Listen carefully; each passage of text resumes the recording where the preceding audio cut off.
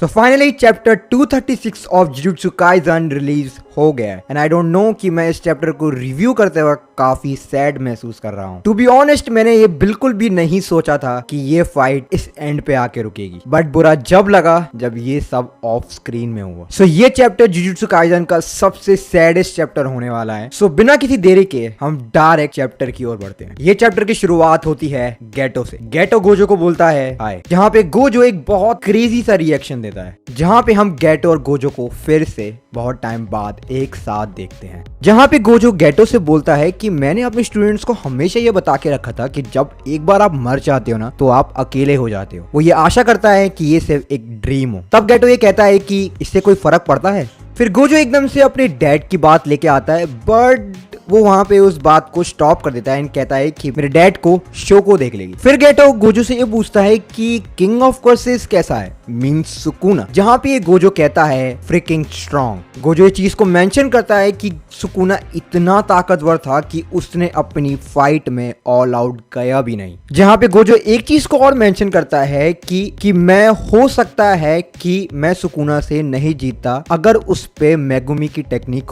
होती भी नहीं। जहां पे गेटो ये बोलता है कि ये कितना अजीब नहीं है कि तुम एडमिट कर रहे हो फाइनली कि कोई तुमसे ज्यादा ताकतवर है। जहां पे गोजो ये बोलता है कि मैंने अपनी इस फाइट में सब कुछ दिया, अपना टैलेंट, अपना हार्ड वर्क, अपनी फुल पोटेंशियल, अपनी सारी कर्ज टेक्निक, अपना डोमेन एक्सपेंशन, ताकि मैं एक टाइम पे जाके सुकुना के लेवल पे हो पाऊं। तब भी मेरी ताकत उसके बराबर भी नहीं थी। बट स्टिल गोजो ये कहता है कि मुझे इस फाइट में काफी मजा आया। यहाँ पे वो फिर से एक चीज बोलता है कि कुना ने अपनी फुल स्ट्रेंथ नहीं दिखा। क्या शेम है ये मेरे लिए।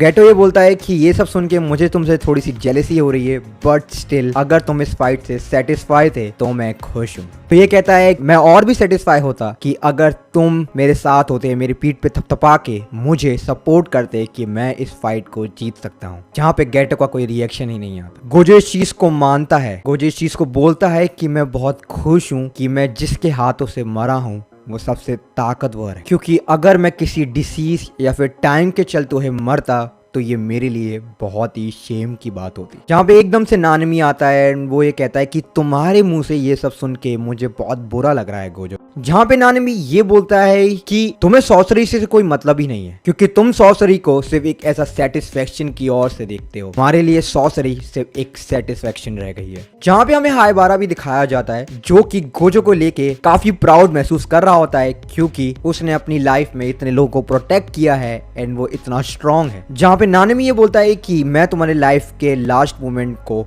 बर्बाद नहीं करना चाहूंगा, बट मैं सिंपैथाइज हूँ तुम्हारे लिए, क्योंकि जो भी हुआ अच्छा हुआ। यहाँ पे गोजो उसको थैंक्स कहता है एंड फिर वो पूछता है कि तुम्हारी लाइफ के लास्ट मोमेंट कैसे थे। जहाँ पे वो ये बोलता है कि मेमे सन ने मुझे दो चॉइसेस दी थी। उन्होंने ये कहा था कि अगर तुम नॉर्थ में शिफ्ट हो जाते हो तो तुम अपनी लाइफ का एक न्यू वे देख सकते हो जिंदगी जीने का, बट अगर तुम अपनी लाइफ को सेम तरीके से जीना चाहते हो तो साउथ में मूव कर जाओ। यहाँ पे हानिमी कहता है कि मैंने एक मिनट भी सोचा भी नहीं, मैंने तुरंत बोल दिया कि मैं साउथ में ही रहना चाहता हूँ। हानिमी ये बोलता है कि मैं हमेशा से अपने पास्ट में जीने वाला लड़का हूँ। मैं हमेशा अपने पास्ट को हमेशा अपने साथ लेके चलता हूँ, बट अगर मैं फ्यूचर की सोचता रहूंगा तो मैं करंट में जी नहीं पाऊंगा। जहाँ पे नानिमी एक और चीज को मेंशन करता है कि वो बहुत खुश होता है अपनी लाइफ के लास्ट मोमेंट में थैंक्स टू हाइबारा। यहाँ पे गोजो कहता है आई सी Gojo gate Haibara and नानमी Rica खाई जाती है। यहाँ पे गोजो ये कहता है कि मैं आशा करता हूँ ये एक ड्रीम ना हो। फिर हमें एक गोजो दिखाया जाता है जो कि जमीन पे पड़ा हुआ है, जिसके मुंह से ब्लड ही ब्लड निकल रहा है एंड उसकी बॉडी आधी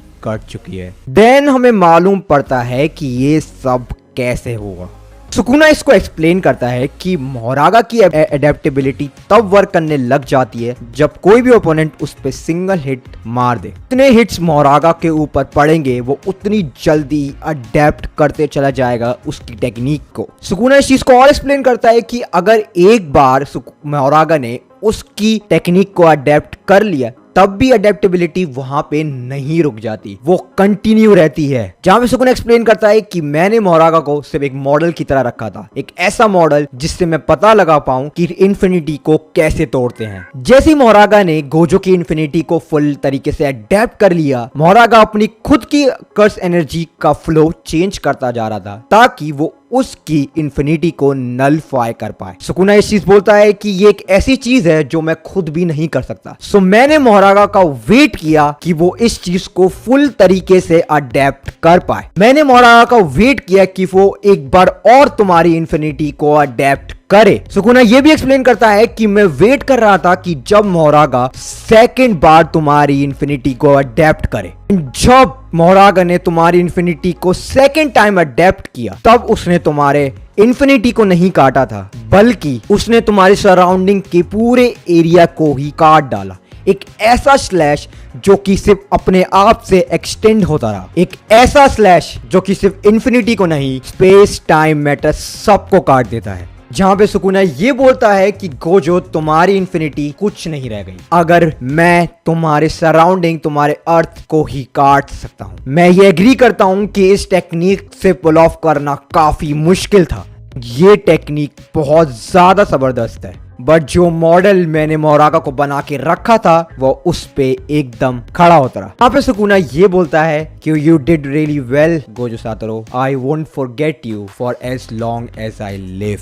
जहां पे हमें नेक्स्ट सीन में कुशिमो दिखाया जाता है जो कि तुरंत बैटलफील्ड में उतर गया। उसने ये वेट भी नहीं किया कि गोजो सातोरू सिर्फ जस्ट अभी मरा है, उसने विदाउट वेस्टिंग एनी टाइम वो बैटलफील्ड में उतर गया। जहां पे सुकुना ये बोलता है कि अगला ओपोनेंट मुझे एंटरटेन कर पाए क्योंकि अभी अभी उसने गोजो सातोरू को मार डाला, उसके जिंदगी के सबसे बिगेस्ट चैलेंज को। एंड यहीं पे ये चैप्टर खत्म हो जाता है। अब मैं अपने ओपिनियन रखना चाहता हूँ इस चैप्टर के ऊपर। मुझे पहली बात तो एक चीज काफी बुरी लगी कि हमें गोजो सातोरू की डेथ ऑफ स्क्रीन में दिखाई गई। एंड सेकंड बात, मोहरागा बहुत ज्यादा ताकतवर और बहुत ज्यादा हैक्स कैपेबिलिटी को रखता है। थर्ड चीज की जब हमने चैप्टर की शुरुआत में गोजो का ड्रीम देखा, वो सेम ड्रीम हम उन लोगों का भी देख चुके हैं जो जस्ट मरने वाले हैं। इसका सबसे बेस्ट एग्जांपल जब सुकुना वर्सेस जोगो की फाइट हुई थी, जोगो ने भी सेम चीज को महसूस किया था। ये राइटर का कहने का तरीका है कि